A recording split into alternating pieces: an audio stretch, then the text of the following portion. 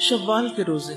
रमजान और ईद गुजरने के बाद शव्वाल के महीने में 6 रोजे रखने का एहतमाम करें। हजरत अबू अय्यूब अंसारी से रिवायत है कि बेशक रसूलुल्लाह सल्लल्लाहु अलैहि वसल्लम ने फरमाया, जो शख्स रमजान के रोजे रखकर शव्वाल के महीने में 6 रोजे रखे उसे उम्र भर के रोजों का सवाब मिलता रहता है, गोया आपने सारा साल रोजे रखे। एक नेकी 10 के बराबर होती है। और इस तरह अगर हम देखें 30 रोजों में से अगर हर रोजे को 10 से मल्टीप्लाई करें तो कितने बन जाएंगे? 300। और 6 रोजे जो आखिरी हैं 60 हो जाएंगे। साल में कितने दिन होते हैं? तो गोया आप सारे साल रोजे से रहे। तो अमूमन हम रमजान के सारे रख लेते हैं, लेकिन शव्वाल में फिर सुस्ती हो जाती।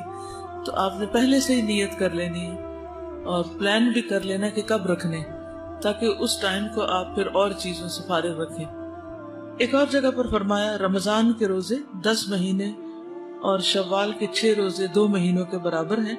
इस तरह ये 1 साल के रोजे होंगे। ये रोजे ईद के फौरन बाद या वक्फे के साथ मुसलसल या अलग अलग दोनों तरह रखे जा सकते हैं। कज़ा रोजे रमजान में किसी भी उज़्र की बिना पर छोड़े गए रोजों की कज़ा जल्द अज जल्द अदा करे। यानी सफर की वजह से या बीमारी की वजह से अगर कोई रोजा रह गया तो फौरन बाद में रख लिया जाए, क्योंकि रमजान के दिनों की गिनती पूरी करना जरूरी है।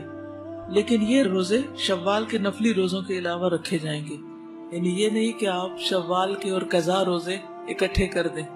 2 नियतें एक रोजे में जमा नहीं हो सकती। कुरान मजीद में आता है, और जो कोई मरीज हो या सफर पर हो तो वो दूसरे दिनों में रोजों की तादाद पूरी करे। तो गिनती पूरी करना जरूरी है। इसके अलावा फिर हर महीने के 3 रोजे हैं और हर हफ्ते के 2 रोजे, जो भी आप चूज करें। दोनों तरह रखना चाहें तो बहुत ही अच्छा है, लेकिन अगर इनमें से कोई एक सुन्नत फॉलो करते रहे साल भर तो बहुत ही मुनासिब होगा और इंशाअल्लाह मुकर्रबीन वाले अमाल में से। रसूलुल्लाह सल्लल्लाहु अलैहि वसल्लम ने फरमाया, सोमवार और जुमेरात को लोगों के अमाल अल्लाह के हुजूर पेश किए जाते हैं, और मैं चाहता हूँ कि जब मेरे अमाल अल्लाह के यहाँ पेश किए जाएं तो मैं उस वक्त रोजे से हूँ।